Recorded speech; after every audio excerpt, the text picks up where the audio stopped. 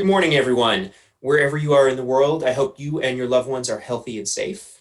My name is Randy Bell, and I'm the director of the Global Energy Center at the Atlantic Council.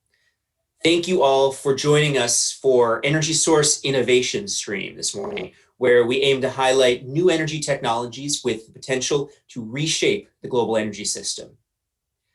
Today, we will be hearing from Benny Oeyen, Executive Head of Market Development in the Platinum Group Metals team at Anglo American, who will discuss Anglo American's comprehensive approach to supporting the development of a global hydrogen economy. Before we get started, two administrative details. First, you can follow us on Twitter at AC Global Energy and use the hashtag InnovationStream. Second, after Benny's presentation, you can submit questions through the Q&A function on Zoom, and I'll try to get to as many of these as I can. If you're watching on another platform like YouTube, unfortunately, we cannot take your questions. So please let me welcome Benny Oeyen to the Atlantic Council. Benny, thank you so much for joining us. You're welcome. I'm glad to be here, Randy. So Benny, how did you get involved in working in hydrogen development for Anglo American? It doesn't seem like a natural story. How did that happen? Yeah, it's not really a natural story if you look at my background, because I'm with Anglo American now just under 3 years, but before I was over 25 years in the international automotive industry. So I work for various companies: Daimler Chrysler, Hyundai, Kia, General Motors in China, in America, in Germany, Switzerland, Belgium, various European countries. And it seems like a far way off, but actually, it is actually a very natural transition if you know a little bit of what I do in Anglo American. And I work in the PGM, or Platinum Group Metals division. And platinum is at the heart of everything that is hydrogen. And hydrogen is at the heart of a future energy transition that we're going to see, and energy transition also in the transport sector. So it is a very cool alternative to internal combustion engines, to battery electric vehicles. It's a nice and complementary technology. So in that sense, it has quite some links. And what I want to do is I want to get into the presentation, if that is okay with you. Fantastic. Share my screen here, so bear with me. Looking forward to it.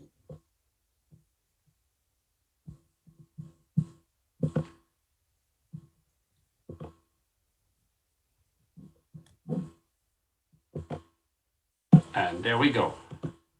All right, can you see my screen? Absolutely. All right, so this is always, so good morning, good afternoon, good evening, wherever you are in the world. This is always the most exciting slide of any presentation, because it's a slide that our lawyers always tell me to put in. And it is to prevent that my next Atlantic Council speech, to prevent it, I'm gonna have to do this from a jail cell somewhere. So this is all the legal stuff and all the stuff that I'm not allowed to do and allowed to do. So let's assume this is all read and understood.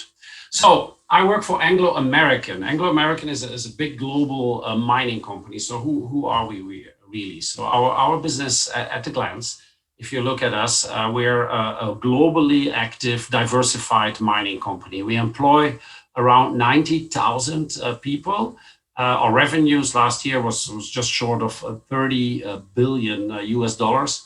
And we give every year a healthy chunk back of that profit to our shareholders, which is now amounting to about 5 billion since 2017. So what do we actually mine? What are our products? And it's a vast array and range of products, as you can see there.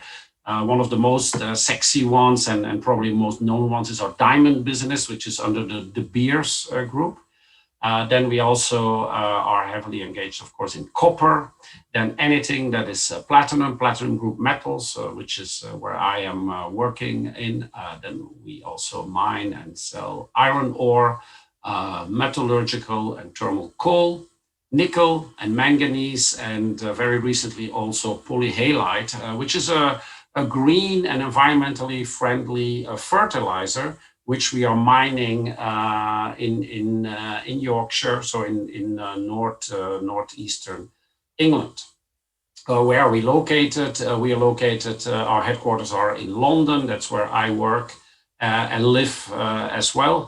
I used to walk to the office, but now I used to walk to my bedroom where my temporary COVID office is located, because we're all working from home.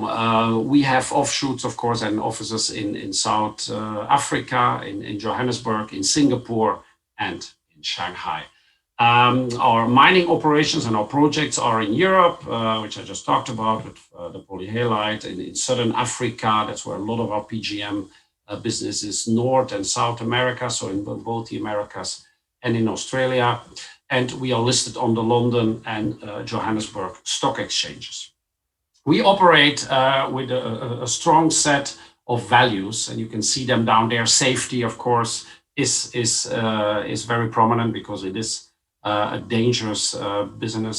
Mining, it involves heavy machinery, sometimes underground mining, which can be quite perilous. A lot of care and respect, integrity, accountability, collaboration, and also a lot of innovation. And that's where I think my team comes in, and we will talk about that a little bit.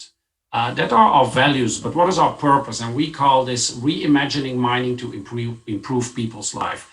Mining is at the base of everything in society. Without mining, there is no buildings, there is no ships, there is no planes, there is no cars, there is no electricity that's being produced, or very little. So it's really everywhere. But we want to rethink, because it's a very old and traditional 100-year-old industry. How can we reimagining this by improving people's life, by bringing communities out of poverty and giving them a livelihood, and by minimizing the impact on the communities and on the environment where we operate. And that brings me to the hydrogen economy, because we think the hydrogen economy will play a big role in improving people's life. And for those of you who have been following the energy space a little bit, you will remember that only maybe 3-4 years ago, hydrogen and fuel cells always seem to be this technology of tomorrow. But it has been, many people joked about it, the technology of tomorrow since 20 or 30 years. But if you really look, and people said it will never leave the stage of the R&D sector and will not be commercialized. But if you look just in the last, I would say 12 to 18 months, what has been going on in the hydrogen space, it is quite astonishing. The activity, the level of activity, it is never seen before, because hydrogen is seen as one of the cornerstones of a solution to one of the biggest challenges that mankind faces, except for COVID, which we will probably solve, but which is global warming and the whole climate crisis. Hydrogen can play a predominant role in solving that. And if you just see on a company scale what has been going on lately, maybe you read it just this week or late last week, Airbus announced 3 prototypes of airliners, so airplanes, that will be powered with hydrogen, because they are saying the air travel industry will be either carbon free or carbon neutral, or it will be much, much smaller. Also in the heavy truck business, you see Nikola getting a stake, which is an American builder of full-size fuel cell electric hydrogen trucks, a stake from General Motors. Daimler, which is one of the biggest, or Mercedes, one of the biggest truck manufacturers in the world, together with Volvo, another big player, putting together to put hydrogen trucks on the road. So there is really a lot of activity. Hyundai, which is putting 1,600 full-size trucks on the road in Switzerland for the major supermarkets there, to completely decarbonize their food delivery systems in that country, because carbon emissions on road transport is very heavily taxed right now in Switzerland. So a lot of activity on a commercial front, a lot of activity also on a political front. China having the hydrogen economy in their 5-year plan. written down. The European Union, the EU, which announced the new Green Deal, and in part of the COVID resurrection fund that they're installing, they have hydrogen and green energy, where hydrogen plays a predominant role at the center of their strategy. The UK is working on a hydrogen strategy as well. And in the United States, it's mainly California, which is really in the lead there. So the Hydrogen Council, which is the leading think tank and organization of the major energy companies and companies in the world that have an interest in hydrogen, so it's transportation, energy, etc., have done a study together with McKinsey and came to the conclusion that between 18 to 20% of final energy demand in 2050 will be and can be hydrogen-based. That would mean that 6 gigatons of CO2 every year will not be put in the atmosphere, which otherwise would have been put in the atmosphere. That's a good thing you do for the world, but it creates a tremendous commercial opportunity as well. And the estimations are that by 2050, hydrogen will represent a commercial opportunity of $2.5 trillion US, with over 30 million jobs directly linked to the hydrogen economy. Now, if that is not a promising sector to be in, I don't know what is. So where does PGM, so platinum group metals, a non-mining company, come into this whole hydrogen story? And to look at it from 30,000 feet high, you go from left to right. You have to produce hydrogen. You see, it's a source of energy. You then have to distribute it. So it's the backbone of our energy system, and then you can use it. And almost everywhere you see the little red dot, which is platinum, and a blue square, which is iridium, but let's concentrate on platinum. So when you produce it through electrolyzers, there is platinum in there. So electrolyzers means you put electricity into water, H2O, you split the oxygen off, and what is left over is H2, which is basically hydrogen. Then you have to compress it, because hydrogen is a gas. But there are technologies out there that where you do not have to compress it. It's called LOHC. You see it in the middle, in the top, liquid organic hydrogen carriers. And we will come to that. There are some interesting companies out there that we are also invested in that is pushing forward this technology. Then in stationary fuel cells and for storage, so you can store electricity with hydrogen. You also need in these fuel cells platinum. And then once you use it, so in fuel cell electric vehicles, there is hydrogen, there is platinum and PGM metals in the fuel cell. In petrochemical catalysts, when you capture carbon and you use it as a feedstock for the chemical industry, platinum is involved, and as a catalyst in stationary fuel cells, because fuel cells can be used not only to drive cars and vehicles and trucks and ships, and it can also be used to power and heat buildings, for example, without emitting any CO2.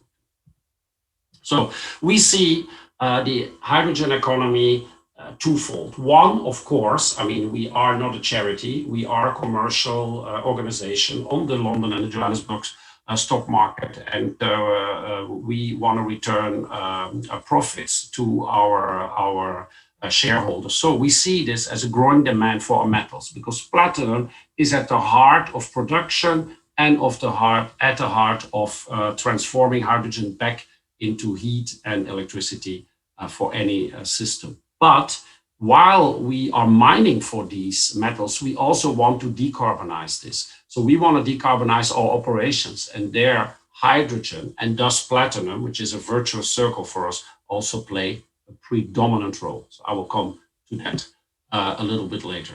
So in my team, we create and shape new PGM, so platinum, anything platinum and platinum group metal demand. And we do that in the jewelry space, we do that in pharmaceutical, but also in the hydrogen economy. So what do? So we discover and assemble. So we invest in companies and we make new ventures with companies who invest, who basically invent technology that will use PGMs and will advance the hydrogen agenda. We deploy and leverage. Once the technology is a bit more mature, we try to gather growth capital to scale these technologies. And we have a venture capital firm called Anglo Platinum Ventures. We will come to that. That does this. We do a lot of commercial collaboration that is in a later stage of maturity.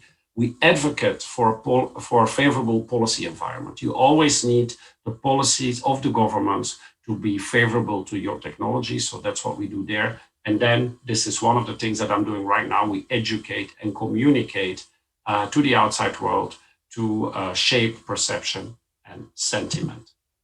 So many people are asking me, so you come from the car business, when are fuel cell electric vehicles going to come, and are they fighting with battery electric vehicles? And I always say, stop, we are not fighting with battery electric vehicles. And we are also not fighting with internal combustion engines. It's very clear that on the global scale, internal combustion engines will be around still for a long time. In the rich areas, the Americas, Western Europe, South Korea, Japan, certain parts of China and Australia, people have the money to go to emission-free driving battery electric vehicles and fuel cell electric vehicles. But in many Southeast Asian countries, large parts of India, etc., there will be still for a long time a need for very cheap transportation where internal combustion engines will be around. Then if you go totally green in your transportation, you have the choice between battery electric vehicles and fuel cell electric vehicles. Battery electric vehicles will be ideal for the shorter distance, light load, short commuting to work, bringing kids to school. The smaller cars are perfect for that. From the moment you go to the other extreme, for example, heavy duty vehicles, full-size trucks, it will either be diesel or fuel cell electric vehicles, because battery electric vehicles, the energy density is just not enough to drive a full-size semi-truck or a lorry, as we say in the UK, or long distances with 40 tons or more of load, because a big part of your load will be the battery that you are carrying around. Their fuel cells and hydrogen are an ideal solution. So we're working across the globe in the UK, in the EU, China, and South Africa to advance this agenda. I talked about AP Ventures and venture capital. AP Ventures is a venture capital, PGM-focused firm that is looking for investments where in technologies where PGMs are used predominantly. And that is predominantly at this moment in the hydrogen space. The capital partners, the founding partners, were ourselves, Anglo American, and the PIC, or the Public Investment Corporation, which is the pension fund of the state workers of the Republic of South Africa. And then over the last 2 years, we could attract some additional investors. One is Mitsubishi Corporation. The other one is Plastic Omnium, which is a very famous tier one supplier to anything automotive. And then the Mirai Creation Fund, which is the venture capital fund, the investment fund arm of Toyota Corporation. And as you can see, we have several companies there, and I won't go through all of them. But again, from production to delivery to storage to energy usage, you can see that we are invested in all of these companies across the entire value chain. So for example, in production, you see Hyatt, which is a Dutch company from the Netherlands that does electrochemical compression. You have ErgoSub there, which is a French company for electrolysis, so that produces electrolyzers, so in an economically sensible way to produce green hydrogen. You have in the middle there for delivery Hydrogenius. That's a German company from Nuremberg, a spin-off from the local university there, with a very interesting technology called LOHC, liquid organic hydrogen carrier. Basically, this is a liquid where you can put the hydrogen in and then transport it just as a non-flammable, non-explosive liquid and not a gas to the point where you need the hydrogen. And then basically you take the hydrogen out and you bring back the liquid. We will come to that later, but a very interesting, neat company, Hydrogenius, that we're very proud of, that we are invested in them and partnering with them. Also in storage, you can see it there. And then once the energy is used, you have Plug Power, where we invested a shareholder in, which is a fuel cell manufacturer. Okay, so this is a case study. It's Hydrogenius. It's the company from Nuremberg, what I said before. And basically what they do is once you have hydrogen, you have to compress it. It's a gas, and that makes transportation a bit more challenging than when something is not a gas, right? This is the same with with LNG or methane like it is today. If you take away the need for compression, you take away that big point or cost factor in the whole value chain. So in a storage plant, basically the hydrogen can be loaded into their liquid, which we call hydrogenation. You can see the truck has a little plus. It means it is transporting now liquid where hydrogen is in. It's a normal, non-flammable, non-toxic, non-explosive liquid. So it's the same as you are transporting milk, or I'm from Belgium, beer. Then where you need the hydrogen, you come to a dehydrogenation plant where basically you take the hydrogen out of the liquid and you use the hydrogen for the industrial customer to make energy or to drive cars or vehicles with it. And the LOHC, which now on the truck in the back there has a minus, it means it's just a liquid without the hydrogen, can go back to the storage plant and can be used. So you have a nice circular economy going on there. So Hydrogenius, one of our portfolio companies in AP Ventures, very interesting and very promising, we think, technology for the future of the hydrogen economy. And we are not only talking about hydrogen and talking about what you can do with hydrogen because it's so good for PGM demand. No, we are doing something ourselves as well. We want to decarbonize our own operations. And our operations are twofold. We have on the one hand, the underground mining, which is the classical mining that most people know, but we also have a lot of open pit mining. And with open pit mining, basically it's a big hole in the ground where you drive around with these giant, huge trucks. And you see one in the background. We put some people in the front to just see how big these things are. These trucks are diesel electric trucks. So there's a diesel engine on board that doesn't drive the wheel, but there's a diesel engine on board which is generating electricity, which then drives electric motors that drive the wheel. Exactly like a diesel locomotive, where the diesel engine is not driving the wheels of the locomotive or of the train, but is generating electricity that then drives the wheels. So there we took out anything that's diesel, so the diesel tank and the diesel engine, and we replaced it with a hydrogen tank and a fuel cell that then produces the electricity needed, and as a byproduct just has water vapor. So it's completely CO2 free. Now, where are we going to get the hydrogen from at our mine in Mogalakwena? Because this is a big open pit PGM mine that we own in Mogalakwena, which is Southern Africa. Well, we're going to make it on site, completely carbon free with a photovoltaic plant. So we put solar panels out there and we take water, we split water with the electricity made from the solar plant, and that hydrogen that we produce goes in a truck and will be driving around. So it completely decarbonizes the truck. This is now a lighthouse or demonstration project, like we call it, for one truck. But this is not where we're going to stop. This truck will be ready in 2021.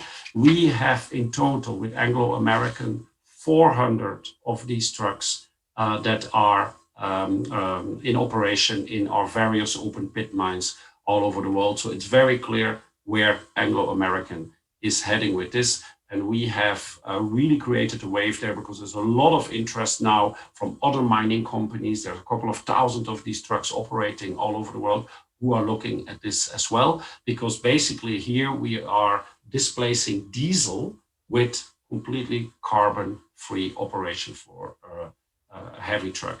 So this is not just about a truck. We want to decarbonize our operations. So that's why also our photovoltaic plant in Mogalakwena, it's not only used for producing hydrogen for the trucks, it's also used to power the mine. Our target is in 10 years, so by 2030, to have 30% less greenhouse gas, and by 2050 to go even lower with very ambitious targets. So that brings me to the end of my presentation. Thank you very much for listening. And I think, Randy, I'm handing it back to you, and we're open for questions. Fantastic. Thank you. That was really phenomenal. I have seen one of those trucks. I'm not sure if it's that exact model, but one of these trucks in person. And no matter what you try to do with the photographs and the people in front of them to show the scale, when you're in front of them, it really does seem like this massive piece of machinery. I have a ton of questions. We have 5 minutes, so if anybody else has questions, please put them in the Q&A. First, I want to thinking about the truck and the amount of hydrogen you need, sort of in terms of scaling up to get 400 globally. How much, how many megawatts of PV do you need per truck to generate enough hydrogen to make that operational and efficient? And so Yeah. it's sort of scalable everywhere you're using one of these trucks, or do you need to think depending on where you are in the world?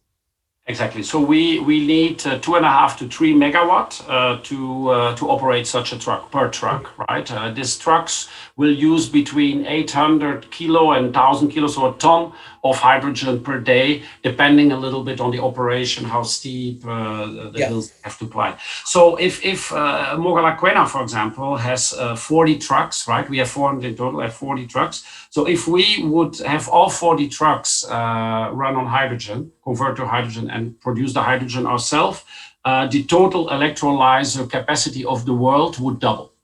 So there is 130 megawatt of electrolyzer capacity installed in the world right now. If we would do these 40 trucks, we would have to go to 260. So that just shows you that it sounds tiny and it's one truck, it's maybe 40 trucks, but they're giant machines. Electrolyzing is still at a small scale. So this kind of things really brings it up a step in the scaling business. And it's scaling that it's all about right now. The technology is mature, but it's still expensive because of lack of scale. And this is what will help. Now, do you see the price of the technology coming down so that this is ultimately a cost comparable to diesel? Or will diesel always be a cheaper, though more polluting fuel? No. This will very clearly, once you have a few trucks in operation, will be much cheaper than diesel. And actually, so the Hydrogen Council, together with McKinsey, has done a study. And within the next 15 years, they think electrolyzers will come to such a scale that they will be actually cheaper than fuel or diesel, even for passenger cars. So the cost curve is a pure scale game right now. The technology is mature. It is there. Nothing has to be invented anymore. And then you also don't need to worry about the volatility of the commodity market when you're thinking about your fuel, which helps for planning for sure. Yes.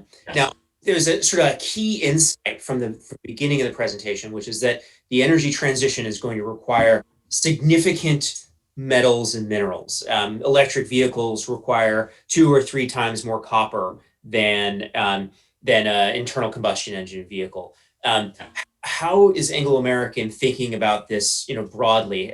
For instance, in copper, how can you lower the greenhouse gas emissions footprint of your copper mining?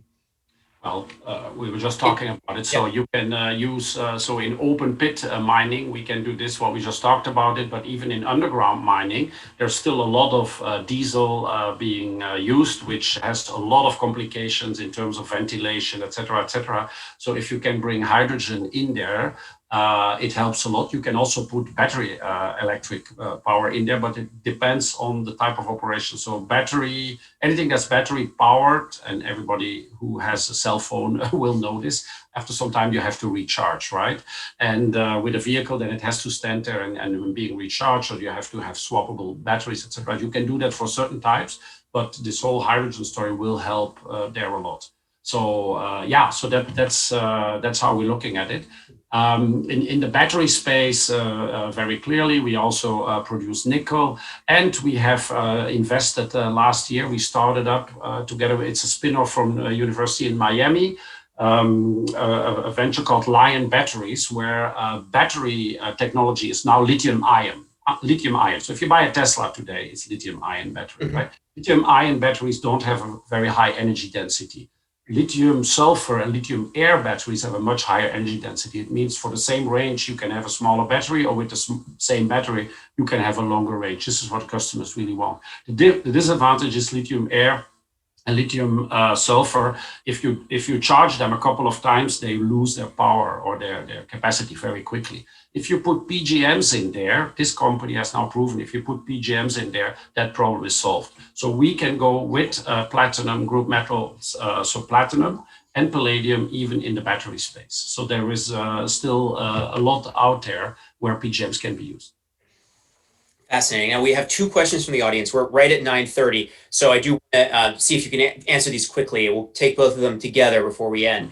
So Stratus Tavularius, I'm just butchering your name, apologies, notes that to generate green hydrogen, you need water, and there are places in the world where there just isn't much water. Do you see that as a potential issue as you're deploying this technology? Are there mines where you want to deploy hydrogen, but you just don't have the water? And then second question, Justin Ong asks, what's the biggest R&D needed to accelerate the hydrogen economy? So we'll take these two and then we'll close out. Yeah, so the water question is an interesting one. Yes, you need water to do it. In certain mines, we have water. In certain mines, we don't. But there's always spaces and places where there is water, and then you can transport it. And with the LOHC technology from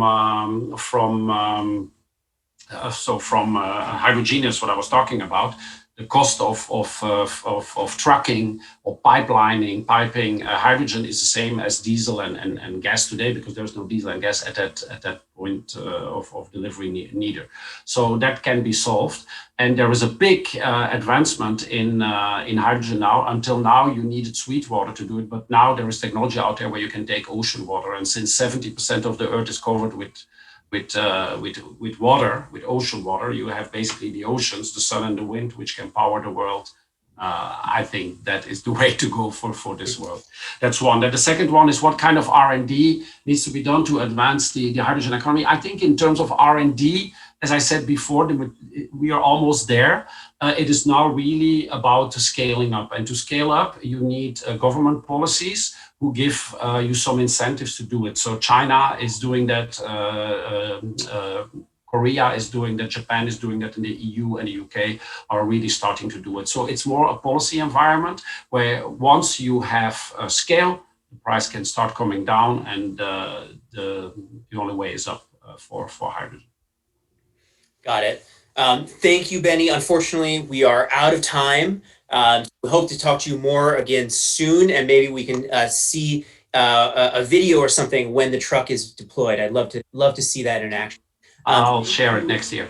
That would be fantastic. Thank you all for joining us today. We really appreciate you continuing to tune in. I hope you will all join us for the next episode of Innovation Stream next week, September 28th at 12:30 p.m. Eastern, featuring Bob Mumgard, CEO of Commonwealth Fusion Systems, who will discuss how CFS is collaborating with MIT's Plasma Science and Fusion Center to design and build Spark, the world's first net energy fusion machine. Not sure what that means, but we'll learn more about that next week.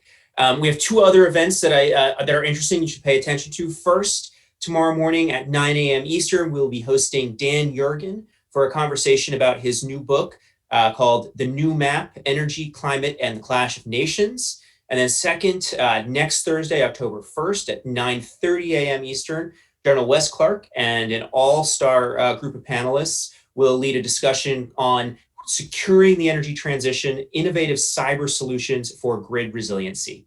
You can find out more about all of these events on the Atlantic Council website. Thank you to everyone who helped put this event together, including Laura Macedo, Roger Morales, Emma Smith, and Olga Kokova. This presentation, it will be available on the Atlantic Council website, YouTube, Facebook, and Twitter, so please do share it with your colleagues. Until next week, please stay healthy and safe, and please join us again. Thanks so much.